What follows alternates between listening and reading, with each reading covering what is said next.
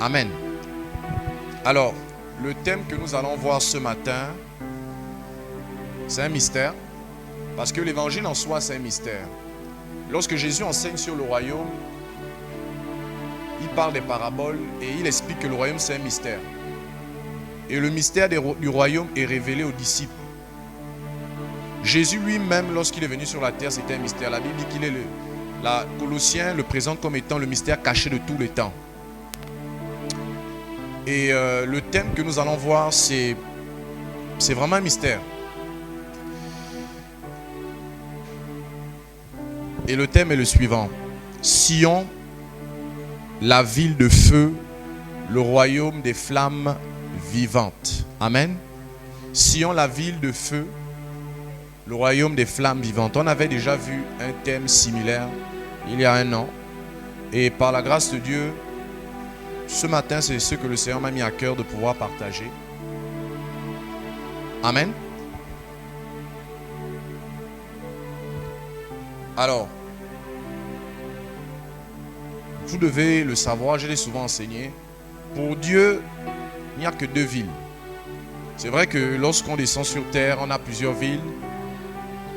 En vérité, on a des milliers, des centaines de villes. Mais pour Dieu, il n'y a que deux villes. Il y a la ville de Babylone et il y a la ville de Jérusalem. Depuis la nuit des temps, ces villes se font la guerre. Et je vous assure que la ville de Jérusalem est plus vieille qu'on ne le pense. Ce n'est pas simplement une ville qui existait dans le passé, qui existe actuellement, mais c'est une ville antique. Vous allez voir que dans le plan de Dieu, même quand il décide de nommer la ville de Jérusalem, c'était parce qu'il y avait une ancienne ville qu'on appelait Sion, la nouvelle Jérusalem. On nous parle d'un personnage mystérieux, par exemple, qu'on appelle Melchizedek. Melchizedek, n'est-ce pas? C'est un roi et un prêtre. La Bible dit que c'était le roi de Salem. Donc il y avait une ville dans laquelle il exerçait, mais cette ville n'était pas physique. Melchizedek, c'est un des personnages les plus mystérieux dans les Écritures. Et lorsqu'on le présente, on le présente comme étant le roi de Salem. Quand vous regardez dans les Écritures, on ne sait pas exactement où il se trouvait, Melchizedek. La Bible précise qu'il n'a ni commencement de jour ni fin de vie. Et il est rendu semblable au Fils de l'homme justement. Dans les psaumes, on parle de Melchizedek, mais il n'y a pas beaucoup de passages qui parlent de lui avec précision. Parce que Melchizedek, c'était une image, c'était une typologie, c'était une préfiguration de Jésus. Et il régnait dans une ville qu'on appelle Salem. Lorsque Dieu décide de donner la terre d'Israël aux Juifs, il va décider de nommer la capitale d'Israël Jérusalem. J'ai souvent expliqué ce mystère. Jérusalem vient d'un mot dans le sens veut dire deux, les deux. Le mot Jérusalem veut dire Yerushalayim. Et le diminutif Haïm là, en question, est utilisé pour les choses qui sont doubles. Le mot hébreu qui veut dire les yeux veut dire Haïm. Ça veut dire les yeux, deux choses. En fait, toutes les fois où on retrouve le mot Haïm, ce sont des choses qui sont doubles. Comme par exemple Manaïm. La Bible nous présente, n'est-ce pas, Jacob, qui est dans une région qu'il a surnommée Manaïm. Ça veut dire les deux camps. Un camp physique et un camp spirituel. Le camp physique, c'était Jacob et sa famille. Et le camp spirituel, c'était les anges qu'il avait vus. Et à cause de cette dualité, il a surnommé la zone Manaïm. Et ça veut dire les deux camps. Un camp physique, un camp spirituel. Et Jérusalem, le mot veut dire les deux villes. Yerushalayim. Ça veut dire qu'il y a une ville physique et il y a une ville spirituelle. C'est pour ça que lorsque Paul enseigne Jérusalem, il dit il y a la Jérusalem physique et la Jérusalem d'en haut. La Jérusalem physique, il dit elle est représentée par Agar. Et la Jérusalem d'en haut est représentée par Sarah. C'est pour ça, lorsque Dieu, n'est-ce pas, décide de faire de Israël, n'est-ce pas, un pays, il demande à ce que Jérusalem soit la capitale. Jérusalem. Pourquoi? Parce qu'il y avait une ville. Il y a une ville spirituelle qu'on appelle Jérusalem. Et Dieu voulait que le règne de la Jérusalem d'en haut soit établi également sur terre. C'est pour ça que vous allez voir que l'organisation de Jérusalem est la même que la Jérusalem céleste. C'est-à-dire que la Jérusalem physique était calquée sur le modèle de la Jérusalem céleste. Comment on va le découvrir? Donc il y avait une vieille ville qu'on appelle Jérusalem. C'est une ville qui existe avant la Jérusalem physique. Et c'est parce qu'elle était existante depuis le ciel que Dieu a voulu qu'elle puisse se manifester également sur la terre. C'est pour ça que vous allez voir que dans les derniers temps, la Jérusalem d'en haut, elle descend sur terre. Amen. Et je vais vous parler de cette ville pour la simple raison que vous habitez là-bas. Amen. Vous êtes né là-bas. Et c'est important de connaître son identité en Christ, sinon vous passez à côté de votre destinée. Écoute-moi très bien, tu n'es pas que citoyen gabonais ou camerounais ou citoyen français. Tu es d'abord un citoyen de la Jérusalem céleste. Et c'est ce qui te détermine. Si tu ne sais pas d'où tu viens, tu ne vas pas manifester la réalité spirituelle qui te concerne. La Bible dit que une des prières de Paul, c'est qu'il prie que Dieu illumine les yeux de notre cœur afin qu'on sache quelle est l'espérance qui s'attache à notre appel. Est-ce que tu connais l'espérance qui s'attache à ton appel? La Jérusalem d'en haut. Un des noms de code de la Jérusalem d'en haut s'appelle Sion. Sion. Et c'est ce qu'on va voir. Sion, la ville en feu. Amen. Il y a une ville à laquelle tu appartiens. Elle est plus antique que Libreville. C'est une ville qui existe avant même que le mot Gabon n'existe. Une vieille ville. Une ville antique. Lorsque Jésus enseigne la prière, il dit que quand vous priez, dites que ton règne vienne. Ça veut dire qu'il y a un règne là où Dieu est, auquel tu appartiens, et tu dois imposer ce règne sur la terre. Alléluia. Je suis en train de te dire que tu es un citoyen de la Jérusalem d'en haut. Lorsque Jésus parle de la nouvelle naissance, il dit personne ne peut voir le royaume s'il ne naît d'en haut. Le mot qui est utilisé veut dire un autre thème. Ça fait référence à une ville céleste. Sur la terre, lorsque tu viens au monde, tu as un lieu géographique où tu es né. C'est pour ça que dans votre acte de naissance, il y a le lieu de naissance. Parce qu'aucune personne ne peut avoir une identité s'il n'est pas dans un lieu. C'est le lieu qui te donne l'identité. C'est pour ça que Jésus explique ça à Nicodème. Personne ne peut voir le royaume s'il ne naît d'en haut. Ça fait référence à la ville d'en haut, la ville céleste, à nos thèmes. Une ville vieille, antique, qui est plus vieille que l'Afrique. La Jérusalem céleste. Nous sommes dans Galates, chapitre 4. C'est la ville où le Messie a été oint. C'est la ville où Melchizedek opérait. La sacrificature, selon l'ordre de Melchizedek, c'est une sacrificature qui existait avant la sacrificature lévitique. Et c'est parce que Melchizedek régnait à Sion, n'est-ce pas,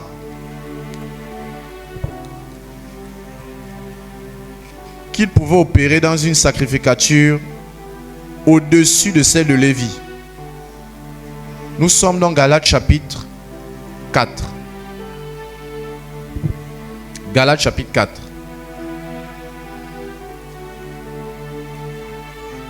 Galates, le chapitre 4.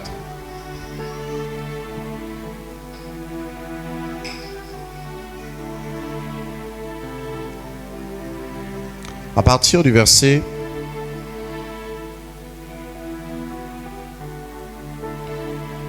22. Man of God, tu peux nous aider avec la lecture? Tu as un micro?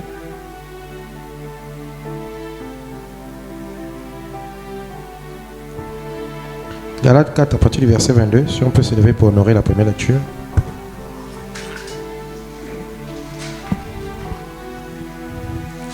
C'est une pratique que nous avons ici à Parousia. On va honorer les Écritures du Seigneur.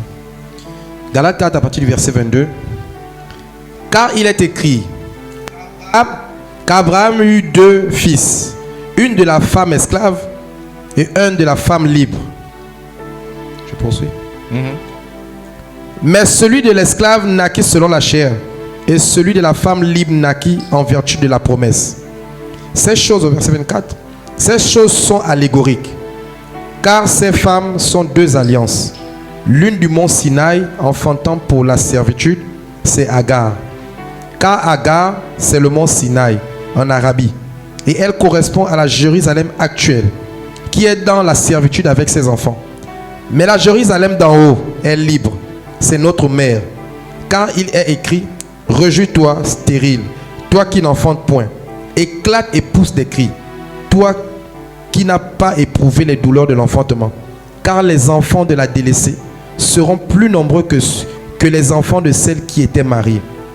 Pour vous, frères, comme Isaac, vous êtes enfants de la promesse. Et de même qu'alors, celui qui était né selon la chair persécutait celui qui était né selon l'esprit. Ainsi en est-il encore maintenant. Mais que dit l'Écriture? Chasse l'esclave et son fils, car le fils de l'esclave n'héritera pas avec le fils de la femme libre. C'est pourquoi, frères, nous ne sommes pas des enfants de l'esclave, mais de la femme libre. C'est pour la liberté que Christ nous a affranchis. Demeurez donc fermes et ne vous laissez pas mettre de nouveau sous le joug de la servitude. Alléluia. Amen. Amen. Tu peux t'asseoir. L'apôtre Paul explique cette réalité que Agar était allégoriquement la représentation d'une Jérusalem, mais la physique. Et Sarah était la représentation d'une autre Jérusalem, la céleste. Je te disais que Jérusalem vient d'un mot araméen à la base qui veut dire Yerushalayim. Ça veut dire les deux villes. Une ville physique et une ville spirituelle. Dans le plan de Dieu, le but, c'était que la Jérusalem céleste impose son règne à la Jérusalem physique. C'est pour ça que lorsque David, qui est, n'est-ce pas, également une préfiguration du Messie, est rentré dans Jérusalem, la Bible dit qu'il s'est emparé de la cité de Sion. La cité de Sion. Et Sion, c'est un autre mot caché, codé de cette vieille ville antique, qui est la Jérusalem céleste. Le but de Dieu a toujours été de pouvoir imposer son règne sur terre. C'était Israël qui avait reçu ce mandat. Mais à cause de multiples désobéissances, Dieu, n'est-ce pas, va se tourner vers les nations. La Bible dit que lorsque Jésus était sur la terre, il a dit, le royaume de Dieu sera donné à une autre nation. Parce que Jérusalem ne suivait pas, parce que les Juifs ne suivaient pas, parce que malheureusement le peuple avait détourné l'attention de Jésus. Et de ce fait, Dieu a décidé de tourner ses regards vers une autre nation, c'est-à-dire vers ce qu'on appelle, je veux dire quoi? Dieu a décidé de tourner ses regards vers les nations qui ne sont pas juifs. Pour, comment on appelle ça? Faire la même chose qu'il avait prévu faire avec Israël. C'est pour ça que l'Église est composée à la fois des juifs et des non-juifs. Parce que le plan de Dieu a toujours été de ramener son règne sur la terre. Et c'est pour ça que lorsque Jésus enseigne, il demande à ce que lorsque nous prions, nous disons que le règne de Dieu vienne. Jérusalem d'en haut. Pourquoi je parle de ce thème? C'est parce qu'il y a une nature que tu dois manifester. Il y a une nature et il y a un caractère de la Jérusalem céleste que tu dois manifester sur terre, qui correspond, n'est-ce pas, à la volonté de Dieu exprimée lorsqu'il demande à ceux que nous prions pour que son règne vienne. Et je veux parler profondément de cette nature. Mais avant, je suis d'abord dans l'explication de cette réalité, Jérusalem, la Jérusalem céleste. Nous sommes dans Hébreux chapitre 12. Hébreux le chapitre 12. Ce message, c'est une invocation. Hein? C'est beaucoup plus une invocation. Le but à la fin, c'est de réclamer un règne. Réclamer une identité, une manifestation. Hébreux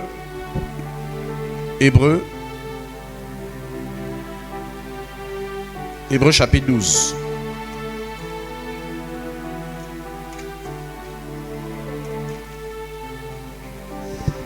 Hébreux chapitre 12.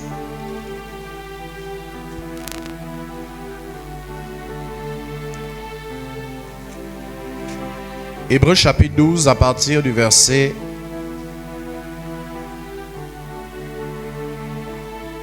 18. Hébreux chapitre 12 à partir du verset 18 jusqu'à 26. Hébreux 12, à partir du verset 18 à 26, il est écrit. Arrête-toi même à 24, ce sera suffisant. D'accord. Vous ne vous êtes pas approché d'une montagne qu'on pouvait toucher et qui était embrasée par le feu, ni de la nuée, ni des ténèbres, ni de la tempête, ni du retentissement de la trompette, ni du bruit des paroles, tels que ceux qui l'entendirent demandèrent qu'il ne leur fût adressé aucune de plus, car ils ne supportaient pas cette déclaration. Si même une bête touche la montagne, elle sera lapidée. Et ce spectacle était si terrible que Moïse dit: je suis épouvanté et tout tremblant. Mais vous vous êtes approchés de la montagne de Sion, de la cité du Dieu vivant, la Jérusalem céleste, des myriades qui forment le cœur des anges, de l'assemblée des premiers-nés inscrits dans les cieux, du juge qui est le Dieu de tous, des esprits des justes parvenus à la perfection, de Jésus qui est le médiateur de la nouvelle alliance, et du sang, de l'aspersion qui parle mieux que celui d'Abel. Amen. Amen. Le verset 22 est notoire. La Bible dit: mais vous, vous êtes approchés de la montagne de Sion, de la cité du Dieu vivant, la Jérusalem céleste, des myriades qui forment le cœur des anges, de l'assemblée des premiers-nés inscrits dans les cieux, du juge qui est le Dieu de tous les esprits, des justes parvenus à la perfection. Amen. Frères, la Bible est claire à ce sujet. Nous sommes approchés de la Jérusalem céleste, de la cité de Sion. La Bible précise que des justes parvenus, n'est-ce pas, à la perfection, de l'assemblée des premiers-nés. L'assemblée des premiers-nés, retiens ça. Regarde, je t'expliquais tout à l'heure que lorsque tu viens au monde, il y a un registre dans lequel on inscrit ton nom. Le registre, n'est-ce pas, d'état civil. Et c'est sur la base de ça qu'on fait un extrait d'acte de naissance. Donc il y a un nom qui est dans un registre. Ton nom est dans un registre. Lorsque, n'est-ce pas, mes enfants sont nés, ma fille, mon fils, je suis allé faire la déclaration. Et qu'est-ce qui se passe lorsque tu fais la déclaration? Ils mettent le nom, n'est-ce pas, de ton enfant sur un registre. Et ensuite, s'ensuit toute une démarche qui te permet de pouvoir obtenir un papier et ensuite aller poursuivre les différentes étapes. Donc ça veut dire que lorsqu'une personne naît, son nom est enregistré quelque part dans un registre. Et c'est à cause de ça, n'est-ce pas, qu'on peut établir extrait d'acte de naissance. Ça veut dire que la naissance est liée à un lieu. Amen. Jésus, c'est ce qu'il explique, je le disais à Nicodème. Il dit: personne ne peut voir le royaume des cieux s'il ne naît d'abord là-bas. Amen. Et nous sommes dans le psaume 83. On va le lire rapidement. Psaume 83. Le psaume 83, c'est un psaume qui explique cette réalité. Lorsque tu nais d'en haut, Dieu te note ton nom dans un registre. Et ce registre s'appelle là le livre de vie. Alléluia. Si le nom d'une personne n'est pas écrit dans le livre de vie, cette personne ne peut pas être sauvée. Dieu inscrit ton nom dans le livre de vie. Nous sommes dans le psaume 83 rapidement. Psaume 83. David était très mystérieux. C'est pas en vain que le Messie, c'est son fils de David. David, lorsqu'il écrit les psaumes, je vous assure qu'il était très très loin. Il y a des choses que David a dit, tu te poses la question, mais comment il pouvait avoir ces informations? C'est parce que David, c'est lui qui a bâti la Jérusalem physique. Ça veut dire qu'il vivait des transferts. Vous savez, c'est David qui a établi les chantres à Jérusalem. Et il a établi d'après un modèle. C'est David qui a transmis le modèle de la maquette du temple à Salomon. David avait reçu, n'est-ce pas, des instructions parce qu'il avait compris que le règne qui devait manifester sur la terre venait d'en haut. Alléluia. Nous sommes dans le psaume 83. Psaume 83. Je veux lire, à partir du verset 1. Psaume d'Asaph. Ô Dieu, ne reste pas dans le silence, ne te tais pas et ne te repose pas, car voici tes ennemis s'agitent, ceux qui te haïssent lèvent la tête. Ils forment contre ton peuple des projets pleins de ruses. Et ils délibèrent contre ceux que tu protèges. Venez, disent-ils, exterminant-les du milieu des nations et qu'on ne se souvienne plus du nom d'Israël. Ils se concertent tous d'un même cœur. Ils font une alliance contre toi. Les tentes d'Édom et les Ismaélites, Moab et les Agaréniens. C'est pas celui-là, désolé, c'est le 87. 87.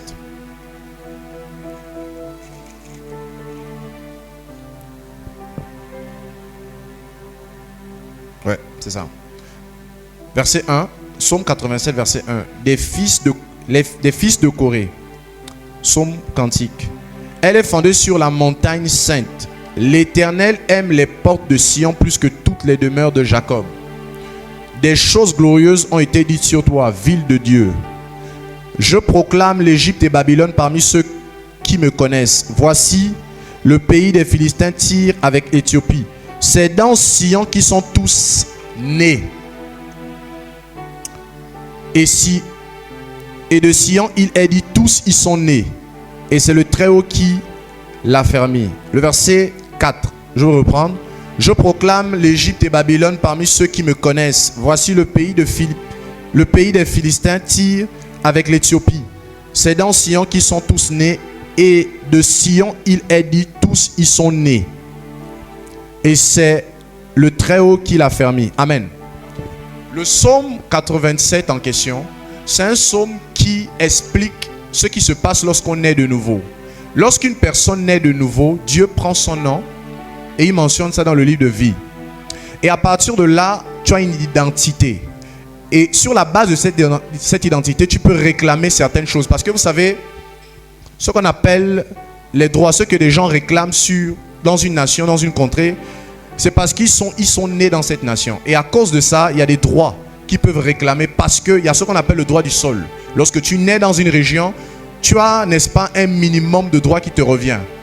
Et lorsqu'une personne naît à Sion, dans la Jérusalem céleste, ça rend cette personne, n'est-ce pas, j'ai envie de dire, ça donne le droit à cette personne de réclamer certaines choses. Parce que tu es né au ciel, il y a une certaine atmosphère que tu peux réclamer sur la terre. C'est ce que Jésus dit lorsque vous priez, dites que ton règne vienne. Dans le règne de Dieu, dans le règne de Dieu, là où Dieu règne, d'accord, il n'y a pas la maladie. Amen. Donc, c'est de ton droit, si tu es malade, d'imposer ça sur terre. Parce qu'à Sion, les citoyens de Sion ne sont pas malades. Alléluia. Nous sommes dans Philippiens chapitre 3. Philippiens chapitre 3.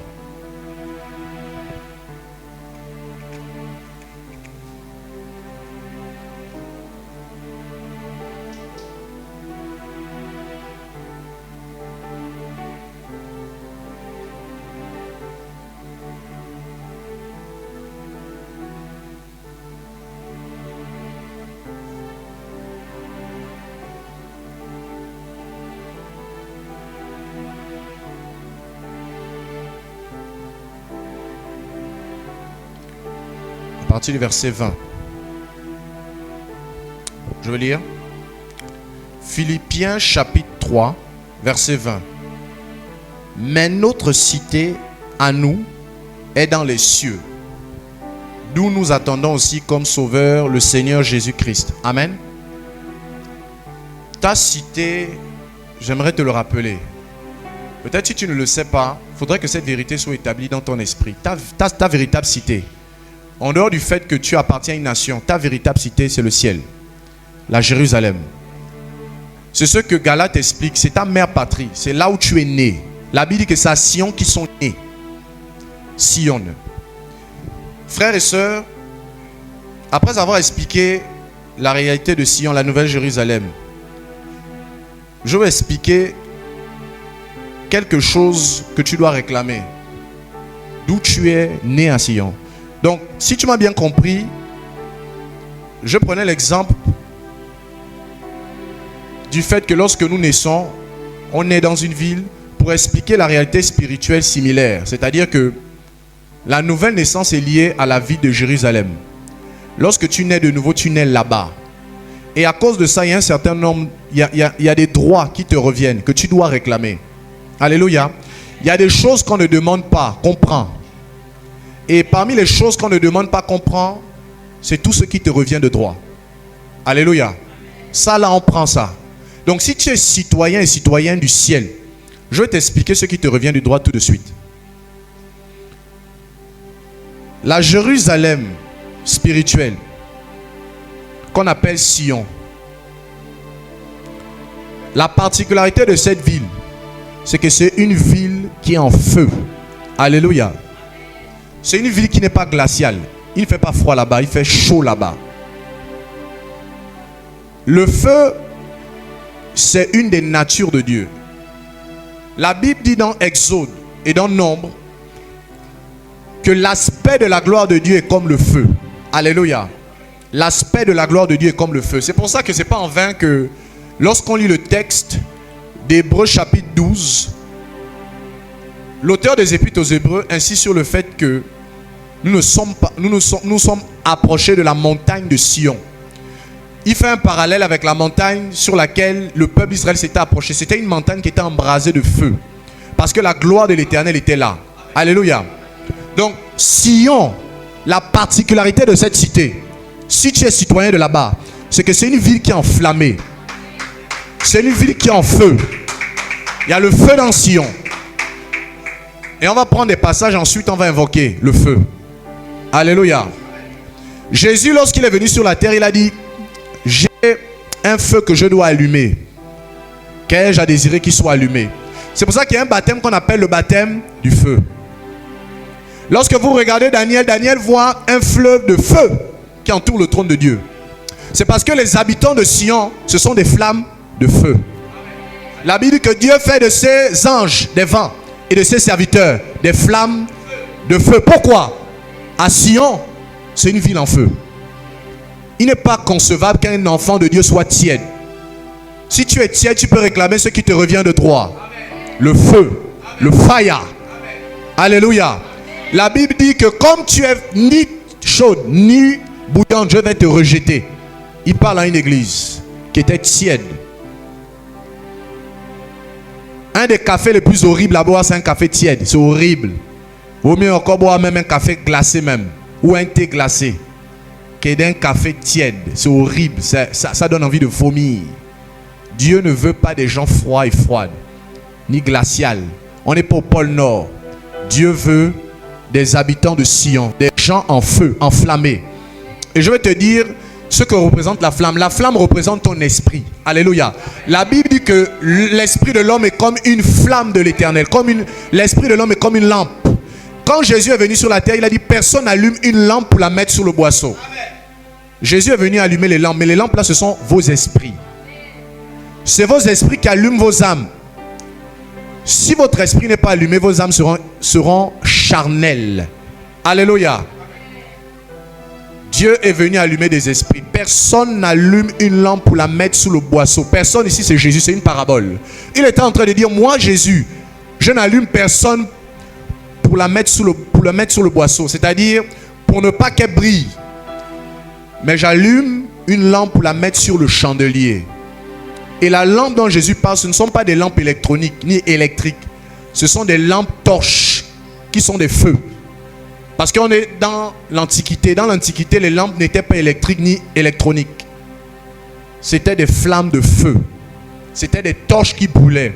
Et c'est ainsi que le livre de Philippiens, au chapitre 2, nous demande de briller dans cette génération perverse et corrompue comme des flambeaux de feu. Tu as besoin du feu, hein? Parce que Sion, le mot Sion vient d'un mot qui veut dire terre brûlante. Sion en hébreu veut dire Dion.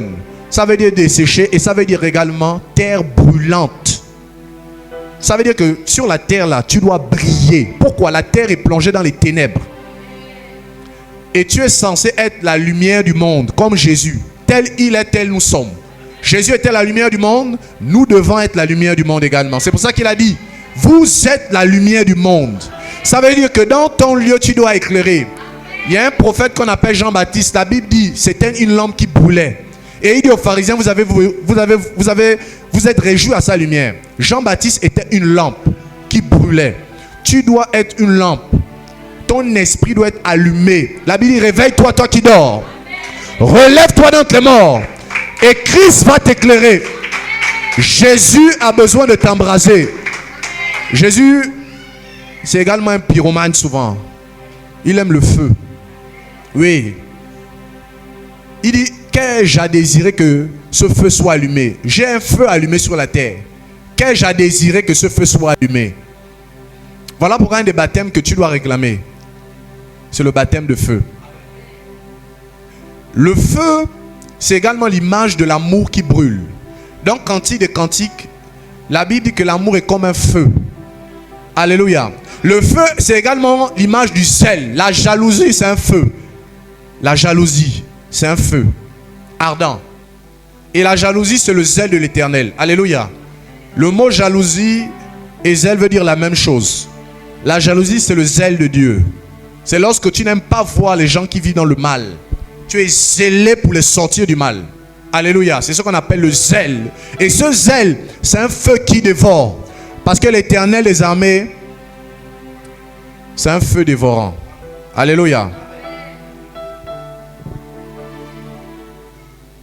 Est-ce qu'on peut prendre quelques passages? Ensuite, on va prier.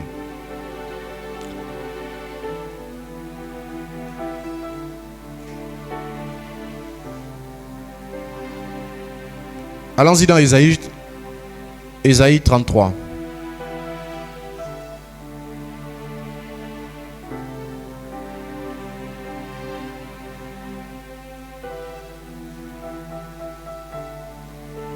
Avant Ésaïe 33, prenons d'abord Genèse chapitre 32. Genèse 32.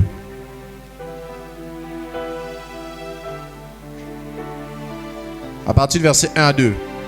Man of God. Genèse 32, verset 1 à 2.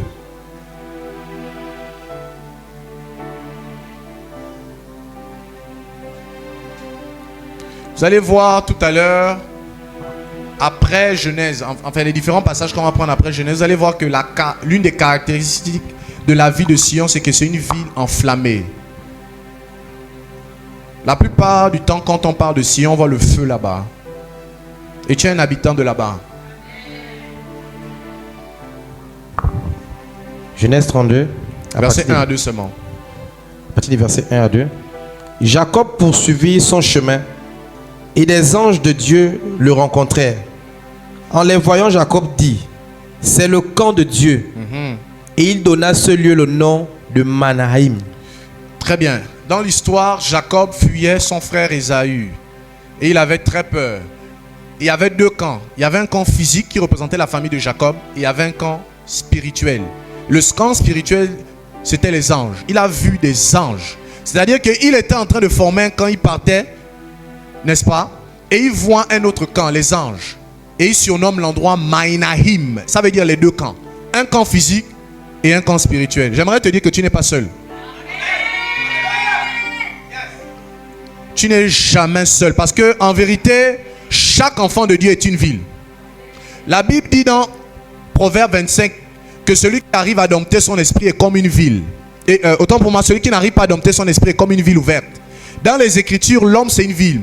Dieu dit à Jérémie, je ferai de toi une tour d'airain, une ville de fer. Une ville. C'est pour ça qu'un chrétien, non, pas un chrétien, un homme, un esprit d'un humain peut être possédé par plusieurs démons. Parce que l'esprit de l'homme est vaste, comme une ville. Pour impacter une ville physique, il faut devenir une ville spirituelle. Alléluia. Ça veut dire que tu es une ville. Tu es toi-même. Ton esprit, c'est une habitation, c'est une ville. Alléluia. L'homme, c'est une ville. Et cela est vrai même dans le domaine physique. Il y a des personnes, leur richesse représente la richesse de tout un pays. Elon Musk, d'origine africaine, sud-africaine. Sa fortune, c'est la fortune des continents. C'est une ville en termes de richesse. Lui-même, c'est une ville. Toi-même, tu es censé être une ville. Et Jérémie, c'était son cas. Jérémie devait impacter une ville, toute une ville, Jérusalem. Mais lui-même était d'abord la ville. Voilà pourquoi Dieu a dit, je ferai de toi une ville d'airain. Parce que Dieu voulait que Jérémie impacte la ville. Mais il était seul. En son temps, c'était quasiment le seul prophète authentique. Et Dieu a décidé d'élargir l'espace de sa tente. De faire en sorte qu'il devienne une ville qui influence la ville physique. Je l'ai souvent répété. L'église Parousia, comme toutes les églises à la base, ce sont des villes. Chaque chrétien est une ville qui doit influencer la ville physique, le quartier dans lequel tu es, l'entreprise dans laquelle tu es. Tu dois influencer. Mais tu ne peux pas influencer ton entourage si tu ne réclames pas ce qui te revient de droit, le feu. Parce qu'une des caractéristiques de cette Jérusalem, c'est le feu. Le feu. L'embrasement. Le réveil. Ce n'est pas une ville endormie. Là-bas, la Bible dit, l'Éternel ne sommeille ni ne dort. Les enfants de Dieu ne dorment pas. C'est leur corps qui dort. Leur esprit n'est pas censé dormir. Tel il est, tel nous sommes. Si l'Éternel veille, nous aussi on veille. Alléluia. Donc, ce passage de Genèse nous montre en fait que tu n'es pas seul. Nous ne sommes pas seuls. Nous sommes là physiquement. Mais nous sommes assis en Christ dans les lieux célestes. Nous nous sommes rapprochés de la cité des Sion. Ça veut dire quoi? Du cœur des anges. Il y a des anges dans la salle. Alléluia. C'est pour ça que l'apôtre Pierre insiste sur le fait que lorsque nous prêchons, les anges s'asseyent et ils écoutent l'évangile. Parce que les anges n'ont pas reçu l'évangile. Quand on prêche, ils écoutent, ils sont témoins. C'est pour ça qu'un ange ne peut pas prêcher l'évangile. Il est obligé d'utiliser des humains. Lorsque Corneille voit un ange, l'ange ne peut pas prêcher l'évangile à Corneille. Il dit, je vais amener un homme, va appeler un homme qui va te prêcher l'évangile. Nous, on n'a pas reçu le droit de prêcher l'évangile. Il y a un moment donné, je vous l'ai dit, les anges nous édifient par des révélations. Il y a un moment donné aussi, on édifie les anges. Alléluia. Et les apôtres édifiaient les anges. Ils prêchaient, les anges étaient assis. Même les femmes soumises à leur mari édifient les anges. Oui. C'est pour ça que la Bible dit que les anges voient l'autorité qu'elle porte. Cette autorité est spirituelle. Ça représente un voile. Même si les gens ont voulu faire un voile physique. Mais ce n'est pas là-bas le voile physique dont il s'agit. Les anges sont spirituels. Et c'est un voile spirituel qu'ils voient. Ce n'est pas un voile physique. Alléluia. Frères et sœurs, nous devons réclamer notre identité, le feu. Si l'aspect extérieur de la gloire de Dieu, c'est le feu, ça veut dire que ta gloire, ça doit être le feu. C'est pour ça que le peuple d'Israël, on a cette image. La nuit, ils étaient conduits par une colonne de feu. Cette colonne de feu est toujours d'actualité, frère.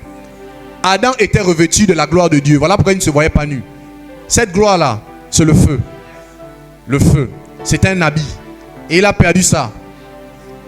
Quand Christ est venu, pour votre information, Jésus s'est déshabillé pour que tu portes son habit. Mais son habit là, c'est le feu. Jésus à la croix était nu. Il s'est dévêtu pour t'habiller. Alléluia. Psaume 24. La Jérusalem céleste, la Sion, la ville en feu. Psaume 24.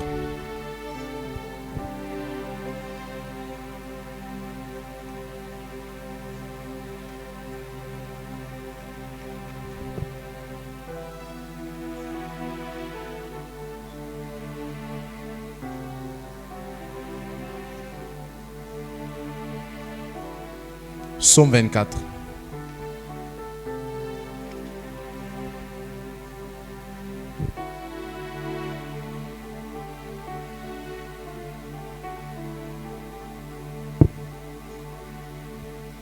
À partir du verset 1. Je veux lire. À l'Éternel la terre et ce qu'elle renferme, le monde et ceux qui l'habitent, car il a fondé sur les mers et il a fermé sur les fleuves. Qui pourra monter à la montagne de l'Éternel? C'est une question que le psalmiste pose. La montagne de l'Éternel, vous l'aurez compris, c'est Sion. La Bible dit qui va monter là-bas? Suivez bien. Qui pourra monter à la montagne de l'Éternel? Qui s'élèvera jusqu'à son lieu saint? Celui qui a les mains innocentes et le cœur pur. Celui qui ne livre pas son âme au mensonge et qui ne jure pas pour tromper. Il obtiendra la bénédiction de l'Éternel, la miséricorde du Dieu de son salut. Voilà le partage de la génération qui l'invoque, de ceux qui cherchent ta face, Dieu de Jacob. Porte, élevez vos linteaux, élevez-vous, porte éternelle, que le roi de gloire fasse son entrée. Qui est ce roi de gloire? L'Éternel fort et puissant, l'Éternel puissant dans les combats. Porte, élevez vos linteaux, élevez-les, porte éternelle, que le roi de gloire fasse son entrée. Qui donc est ce roi de gloire? L'Éternel des armées, voilà le roi de gloire. Amen.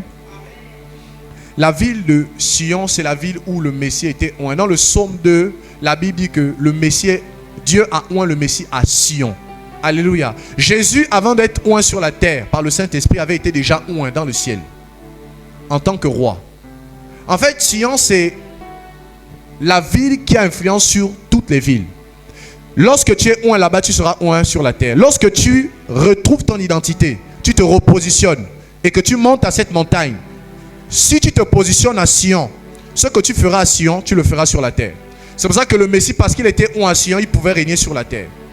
C'est à Sion que tout se joue, frères et sœurs. C'est pour ça que la Bible dit, qui va monter à la montagne de l'Éternel?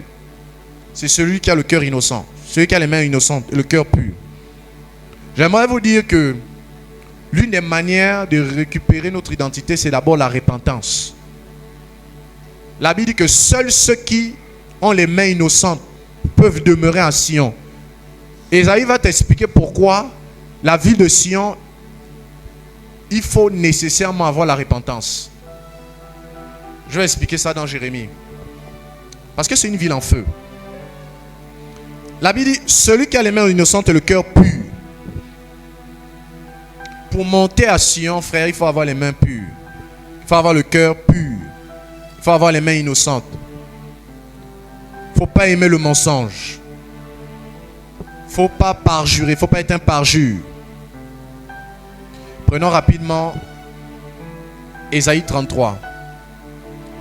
Ésaïe 33. Ésaïe 33.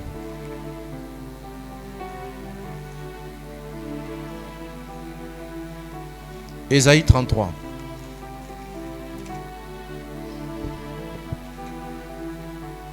Ésaïe 33.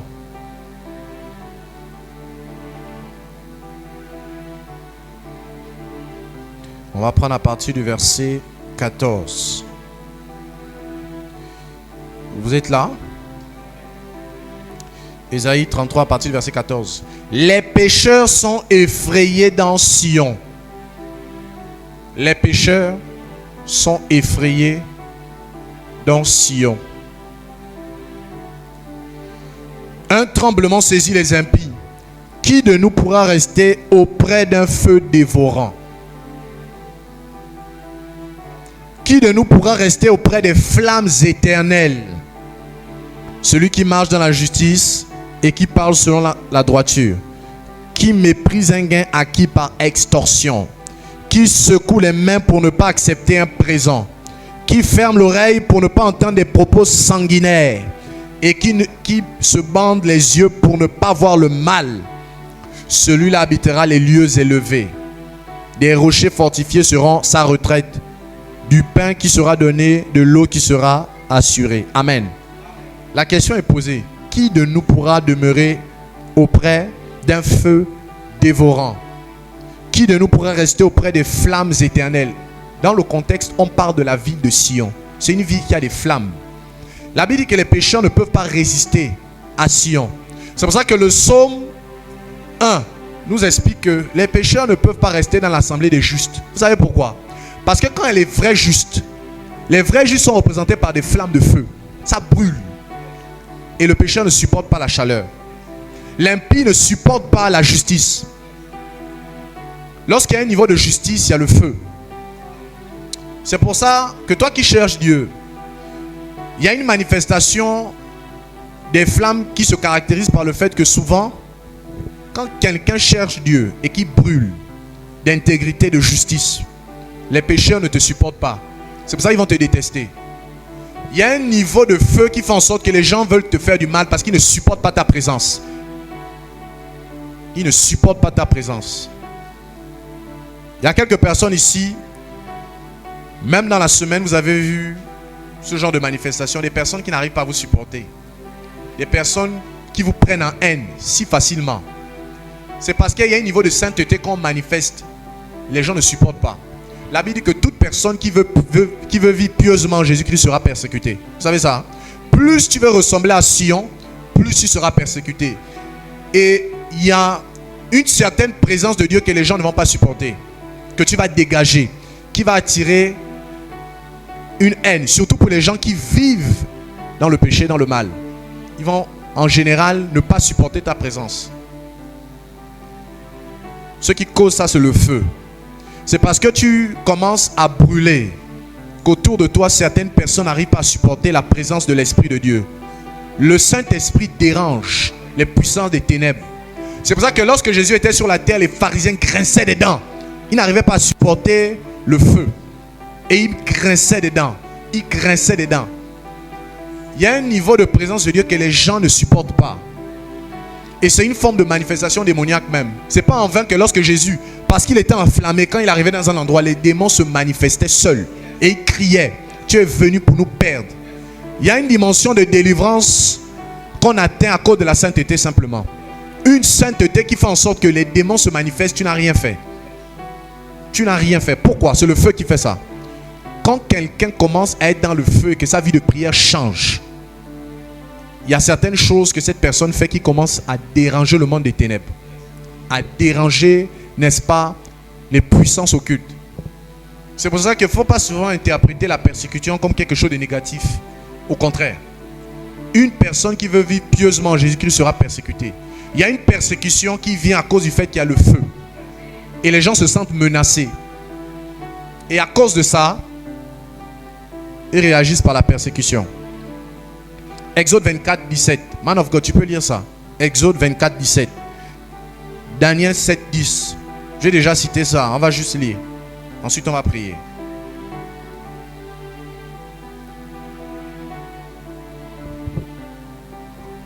Exode 24, à partir du verset 17.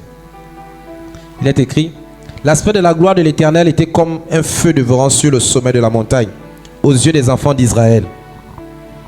Moïse entra au milieu de la nuée et il monta sur la montagne. Moïse demeura sur la montagne 40 jours et 40 nuits. À cause du fait Amen. que Moïse a demeuré 40 jours et 40 nuits, parce qu'il est monté auprès d'un feu, son visage a commencé à brûler. Au point où quand il regardait les gens avaient été effrayés. Il était obligé de mettre un voile. Parce que, frères et sœurs, quand tu t'exposes à Sion, il y a une forme de radioactivité qui vient sur toi. Alléluia. Quand tu t'exposes à Sion, il y a un impact de la présence de Dieu qui est en toi et qui dérange. Qui fait en sorte que partout où tu pars, tu te balades avec la gloire de Dieu. Écoutez-moi très bien.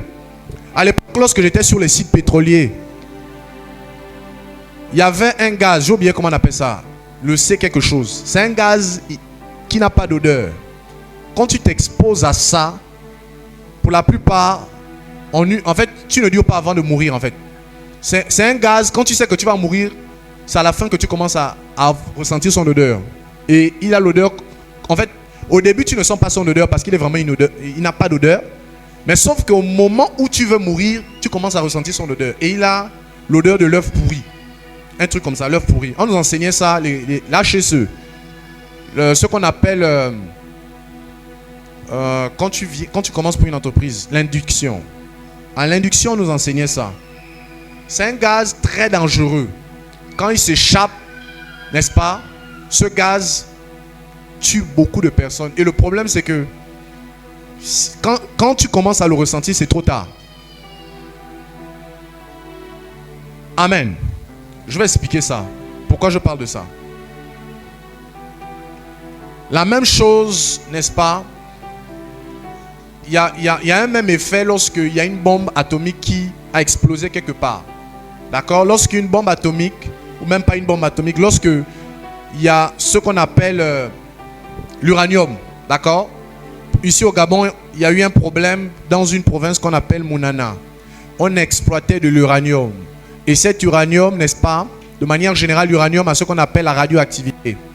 Et lorsque il n'y a pas certaines mesures qui sont prises, d'accord, les gens qui s'exposent à ça finissent par mourir.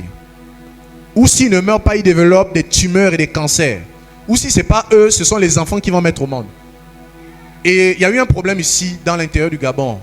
dans une ville qu'on appelle Mounana, avec une société française qu'on appelle Areva, un truc comme ça. La même chose s'est également produite lorsque les Américains ont lâché les bombes la bombe atomique sur les villes de Nagasaki et Hiroshima. Lorsqu'il y a eu l'explosion, il y a eu ce qu'on appelle la radioactivité. Ça produit des effets. Et à cause de ça, il y a eu des cancers bizarres, il y a eu des naissances bizarres, des yeux collés, des pieds collés, des gens, en fait des pathologies étranges. Des enfants extraterrestres, j'ai envie de dire. À cause de quoi? La radioactivité. La même chose s'est produite également dans une région du monde, en Ukraine. La zone qu'on appelle la ville de Tchernobyl. Il y a eu, n'est-ce pas, une catastrophe comment on appelle ça? Il faisait c'était une zone industrielle où ils exploitaient l'uranium, ils enrichissaient l'uranium. Donc c'était une centrale, n'est-ce pas, où ils produisaient à la base l'électricité. Et qu'est-ce qui s'est passé? Mais avec l'uranium, parce que l'uranium permet également de produire l'électricité. Et qu'est-ce qui s'est passé? Il y a eu une catastrophe.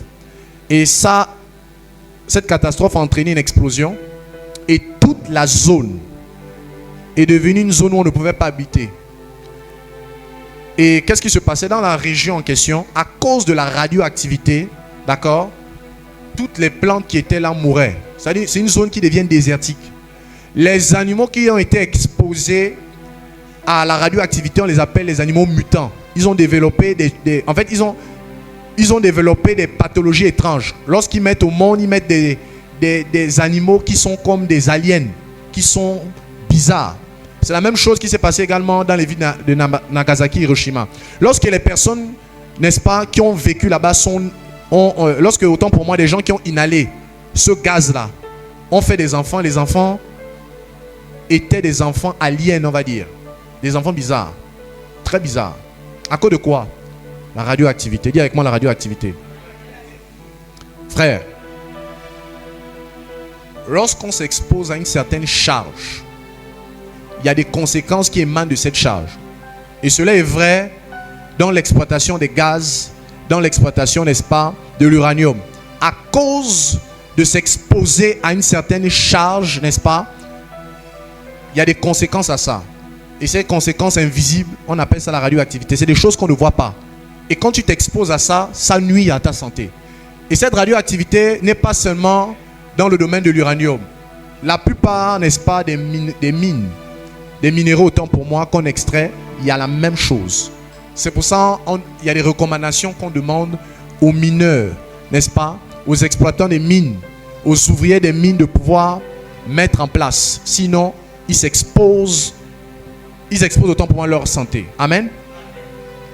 Alors, frères et sœurs, je prends ces exemples pour vous expliquer que dans la ville de Sion, lorsque tu vis là-bas, lorsque tu es né là-bas d'abord, rien que la nouvelle naissance, et lorsque tu vis dans Sion, parce qu'il y a une manière de vivre sur la terre, mais tu es à Sion. Lorsque tu vis à Sion, la présence de Dieu laisse des traces sur toi.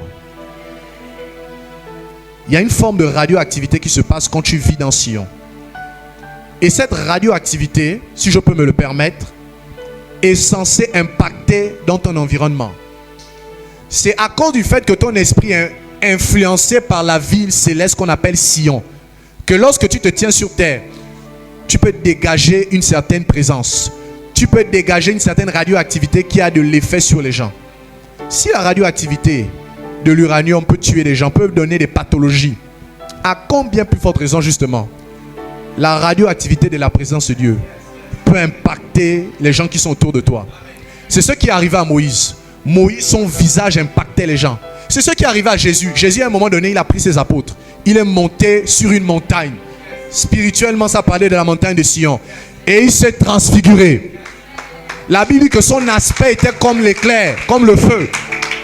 Et ça impactait les disciples. Les disciples ne sont pas restés sans effet. La Bible dit qu'ils étaient étourdis. Et ils ont commencé à raconter n'importe quoi. Et ils étaient étourdis à cause de quoi? La radioactivité de Jésus. La Bible dit qu'ils étaient étourdis. Et à un moment donné, Pierre, comme il parle beaucoup, il a commencé à dire, on doit bâtir des tentes. On va bâtir la tente de Moïse, on va bâtir la tente. Il était dans les fables, il y avait un gaz qu'il avait inhalé, frère. La présence de Dieu l'a rendu fou. Il délirait. Et ce délire se manifeste par ce qu'on appelle les extases. Les extases, c'est une manifestation des délires. C'est une manifestation d'un gaz. L'apôtre Pierre, il a beaucoup vécu ça. Il y a un moment donné, il prie et la Bible dit qu'il tombe en extase. Il était à Sion. Il était à Sion. Et il est tombé en extase, il a fait une vision. Alléluia. L'apôtre Paul, c'était la même chose. Dans le livre, n'est-ce pas, de 2 Corinthiens 12, il explique ça. Il dit, il connaît un homme. Il ne sait pas si c'est dans son corps ou hors de son corps. Parce que l'expérience était tellement palpable. Il dit, je ne sais pas si c'était dans mon corps ou hors de mon corps. Mais ce que je sais, c'est que cet homme est monté dans le ciel, dans le 3e ciel. Et il a vécu, il a dit qu'il a entendu des paroles qui sont ineffables, qu'il ne peut même pas relater. Les extases. Frères et sœurs, si tu vis à Sion, tu dois vivre les manifestations de cette ville. Tu dois être en feu. Il y a une certaine présence de Dieu que tu dois dégager. Si tu dis que tu as Jésus dans ta vie, tu dois être son adresse. Si tu dis que tu as Jésus dans ta vie, ça veut dire que tu dois maintenant être une Bible ouverte que les gens lisent. Les gens n'auront pas le temps de lire Psaume. Ils n'auront pas souvent le temps de lire un Corinthien. Mais tu dois devenir un Corinthien pour eux. Alléluia. Tu dois devenir, n'est-ce pas, l'Apocalypse. Quand on te voit, regarde l'Apocalypse. Les gens ont envie de se repentir. Il faut que quand on te voit, on voit l'écriture du Saint-Esprit sur toi. Écoute-moi très bien. Le Saint-Esprit avait écrit sur des tables. Mais tu es la table du Saint-Esprit sur laquelle il écrit. Le doigt de Dieu avait écrit sur des tables en argile. Mais l'apôtre Paul, lorsqu'il interprète, n'est-ce pas, les Écritures, il explique que nous sommes maintenant les tables sur lesquelles Dieu écrit. Dieu écrit sur les cœurs que nous sommes. Et l'écriture de Dieu doit se faire lire au travers de la vie que tu mènes sur la terre. C'est pour ça que tu dois démontrer Sion. Alléluia. Jésus veut que tu sois allumé. Si ce n'est que Jésus là, lui dit, j'ai un feu allumé sur la terre. Je désire qu'il soit allumé. Ça veut dire que c'est la volonté de Dieu que tu sois embrasé. Si ça ne tient qu'à Jésus, il veut t'embraser. Maintenant, tu dois faire le choix. Parce que pour habiter à Sion là, ça commence par la repentance. Tu ne peux pas vivre dans le péché et puis rester dans Sion. Toutes les personnes qui vivent dans Sion, qui vivent dans le péché, descendent. C'est pour ça qu'on dit, qui va monter à la montagne de l'Éternel?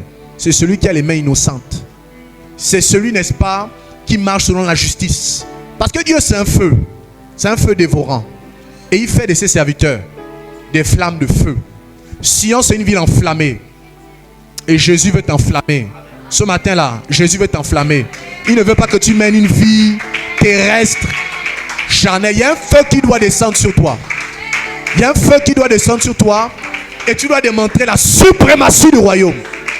Si tu as Sion, tu dois démontrer que le royaume est réel. Et tu dois embraser le quartier. On doit savoir qu'il y a un habitant de Sion. Frères et sœurs, écoutez-moi très bien. Sur la terre, je vois les gens qui réclament leurs droits. Ils mettent les pancartes. On veut l'eau. On veut l'eau courante. Ça, c'est le droit légitime d'une personne qui naît dans un lieu. Est-ce qu'on est d'accord? C'est le droit le plus absolu d'une personne. C'est pour ça que les gens veulent vivre en Amérique. Parce qu'ils ont des droits supérieurs à d'autres pays. Même quand tu nais seulement en Amérique, dans certains pays physiquement, ça te donne un certain droit même que d'autres pays n'ont pas. Tu n'as pas de visa n'importe comment, on ne te demande pas de visa n'importe comment. À cause de quoi? La naissance aux États-Unis. La naissance en France, on ne te demande pas le visa. Mais toi, quand tu vas aller là-bas, on te demande ton visa. Il y a des pays dans le monde là qui ont une forme de suprématie à cause du droit du sol. C'est pour ça que beaucoup de mamans africaines veulent que leur enfant naisse aux États-Unis. Que leur enfant ait la nationalité américaine. Parce qu'en vérité, il y a beaucoup d'avantages à ça. Mais toi, tu es né à Sion. Frère et soeur, il y a un droit au-dessus des États-Unis. Il y a un droit que tu as au-dessus United States. Que tu dois réclamer. Je ne te demande pas de montrer les pancartes, mais tu dois prendre ce qui te revient de droit. C'est pour ça que la Bible dit dans l'Apocalypse qu'il y a un ange qui montre quelque chose à Jean. Vous connaissez ça, on a l'habitude de parler de ça. L'ange lui dit, prends le livre. Lui part demander à l'ange, donne-moi le livre. L'ange dit, prends. Il y a des choses que tu dois prendre. Ce qui te revient de toi, de droit autant pour moi, tu ne demandes pas, tu prends avec force. La Bible dit que le royaume des cieux appartient aux violents. Les gens de Sion, là, ils sont violents. Ils sont violents. Il y a des choses qu'ils ne demandent pas, ils prennent. Parce que c'est leur droit. Ce qui te revient de droit, tu ne demandes pas. C'est pour ça que Dieu est étonné. Je vous ai souvent dit ça. Dieu est étonné quand vous demandez des choses qui vous reviennent de droit. Il n'exauce pas. Moi, je vous ai parlé de cette histoire-là. Où j'étais en train de prier je réclamais quelque chose. Et je fais un songe. Et dans le songe, n'est-ce pas, je suis avec des frères et on est en train de marcher. Et il y a un bus qu'on devait prendre, le bus on l'a raté. On rate le bus. Quand on rate le bus est de l'autre côté. Je ne pouvais plus prendre le bus. Si je demandais, le bus arrête-toi, il ne devait pas s'arrêter. Mais là, à ce moment, dans mon cœur, j'ai exprimé une pensée. En fait, j'ai exprimé quelque chose que j'avais dans mon cœur. J'ai dit, oh, si le bus pouvait s'arrêter. Mais en fait, si le bus pouvait s'arrêter, c'était un ordre, c'était pas une demande. C'était le bus n'a qu'à s'arrêter. Il doit s'arrêter maintenant. Frère, quand j'ai dit, oh, si le bus pouvait s'arrêter, il y avait des anges qui étaient là depuis, qui attendaient que ça. J'ai vu des anges. Il y avait un ange qui était à côté de moi. Je ne l'avais pas vu d'abord. Mais c'est quand j'ai déclaré ça. Frère, il y a des anges qui sont là en vérité. Hein, mais ils attendent une parole. Oh! J'ai seulement dit, oh, si le bus là pourrait s'arrêter. Il y a un ange qui m'a montré que petit, moi je suis là depuis avec toi. Il s'est matérialisé. Et il s'est transformé en colombe. Et il a arrêté le bus. Boum! Et je fais la vision où le chauffeur ne comprend pas ce qui se passe. Le bus s'arrête brusquement. Lui-même, le bus s'arrête à comment? Et le bus s'arrête brusquement. Et qu'est-ce qui se passe? On monte dans le bus et on part. Et le Seigneur est en train de m'expliquer, il y a des choses que tu vas demander, que tu vas faire 2 ans, 4 ans, 5 ans, 10 ans même. Il ne va pas te donner parce que c'est ton droit. Regardez, Dieu, il ne blague pas avec l'incrédulité. Hein. Quand tu es incrédule, parce qu'il y a certaines demandes qui demandent l'incrédulité. Tu peux penser que tu as la foi, mais il y a une certaine demande. Il y a des choses que tu demandes qui expriment simplement de l'incrédulité. Parce que quand Dieu a déjà parlé sur ça, et que tu viens demander, donne-moi, c'est l'incrédulité. Comme Jean, il vient demander quelque chose, on lui dit, prends. Il demande, le même ange, un autre ange, lui dit, prends. Je ne te donne pas, prends toi-même. Il y a des choses, si tu ne prends pas, si tu veux faire les choses des mendiants là, donc tu auras les mains comme ça, scotchées. Il faut prendre. Le royaume laissé appartient aux violents. Et parmi les choses que tu dois prendre ce matin là, c'est le feu. C'est le feu. Ça veut dire que tu dois être dans le feu de la prière, dans le feu de la méditation, dans le feu de la louange. Si ta louange ne monte pas, c'est que tu as un problème. Tu as besoin du feu. Et si tu as un problème, c'est que tu dois te repentir. Parce qu'à Sion, le problème, c'est que pour monter, il faut se repentir. C'est une ville. Pour monter, il faut commencer à se repentir. Il faut être juste. Alléluia. Est-ce que tu peux te lever? Je t'ai dit, hein, Jésus, lui, il a déjà dit, il veut t'enflammer. Si tu dis, Seigneur, donne-moi le feu, prends le feu plutôt. Puisque Jésus a déjà dit, j'ai un feu allumé. Lui, il veut que tu attrapes le feu. Est-ce que tu peux prier pour que ce feu vienne? Est-ce que tu peux réclamer ce feu? C'est ton droit. Ce feu-là, c'est une manifestation de la gloire de Dieu. Ce n'est pas qu'un feu, c'est la présence de Dieu. Ce n'est pas qu'un feu, c'est la manifestation de l'autorité du règne de Dieu sur la terre.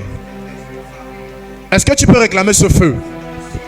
Si tu as une vie de prière froide, je t'en supplie, réclame le feu. Dieu a montré à son serviteur Gaston que Parousia doit être en feu. Voici l'image. Parousia doit être en feu. Tu dois être enflammé. Dès l'instant où tu es rentré ici, il y a un feu qui doit t'attraper. Tu es rentré dans la montagne de Sion. Il y a des anges qui veulent communiquer des feux. Parce que Dieu fait de ses serviteurs la makatoska, des flammes de feu. Nous réclamons le feu. Nous réclamons le fire. De l'aspect de la gloire de Dieu qui est comme du feu. Embrasse l'assemblée. Seigneur, nous réclamons le feu. Nous sommes nés à Sion. Qu'ai-je à désirer que le feu nous embrasse? Nous sommes nés dans la Jérusalem d'en haut. Qu'avons-nous à désirer de plus? Que nous soyons enflammés dans la prière, que nous soyons enflammés dans l'interprétation des langages, que les dons spirituels enflamment l'assemblée. Las katakaskapalatoli, Shelendelia, Kleveketekeska, Klebeketekeskapalatoli, Iskepelelia, Si nous sommes rapprochés de la Jérusalem d'en haut, des myriades qui forment le cœur des anges, je déclare Maïnahem, Maïnahem, que la présence des anges en ce lieu se fasse ressentir. Que cette assemblée soit embrasée dans la prière. Que les dons spirituels tombent comme des langues de feu. Comme des langues de feu. Comme dans Actes des Apôtres, chapitre 2. Et des langues semblables à des langues de feu tomber sur chacun. Qu'il y ait un feu qui embrasse cette assemblée. Qu'ai-je à désirer? Que le feu prenne sur les murs. Seigneur, tu m'as dit, je t'envoie allumer un feu. Je veux que ce feu soit allumé comme l'onction qui coule sur la tête d'Aaron, qui descend sur sa barbe et sur ses vêtements. Je veux le feu, que le feu soit. Ma vie c'est Sion. Je réclame la présence de Dieu, la vie céleste, l'autorité d'en haut. Je l'établis sur la terre. Clavagandelia. Nous sommes sacrificateurs comme Melchisedec dans la Jérusalem céleste. Nous sommes établis par le Christos. Nous sommes assis en Christ dans les lieux célestes. Nous sommes des rois et des prêtres. L'onction royale, qu'elle vienne au nom de Jésus.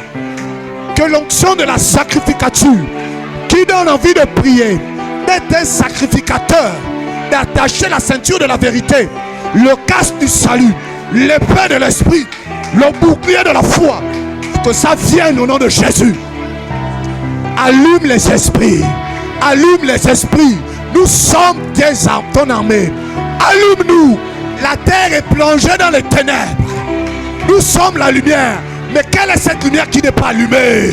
Personne n'allume une lampe pour la mettre sous le boisseau, mais on allume une lampe pour la mettre sur le chandelier, afin que ceux qui rentrent voient la lumière. Allume un esprit. Allume un esprit. Que le feu de Sion embrase dans la salle. Embrase la salle. Nous sommes la cité de Sion. Nous sommes dans le feu. Le feu c'est notre nature. Le feu c'est notre gloire. Le feu de la prière. Le feu du zèle de l'évangile. Le feu de l'intégrité. Le feu. Le feu. Le feu. Que les habitants de Sion, nous, votre mère patrie, votre identité céleste se manifeste. Vous êtes sortis de l'éternité pour repartir dans l'éternité. Tu n'es pas sorti de l'éternité pour être un Gabonais seulement. Tu n'es pas sorti de l'éternité pour être un Français, un Camerounais. Tu es sorti de l'éternité pour être un sioniste. Un sioniste. Un jérusalémiste. Un jérusalémiste. Nous réclamons le règne de la présence de Dieu. Que la sainteté nous dévore. Que le feu nous dévore. Nous détruisons les œuvres des ténèbres. Klabakados kamalandoli. Malintelis ketekes katakaska.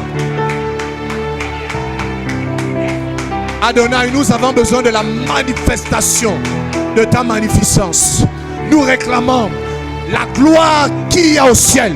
La même gloire que tu nous as donnée lorsque nous étions en toi. Avant l'éternité passée. Avant l'éternité passée. Nous réclamons la gloire.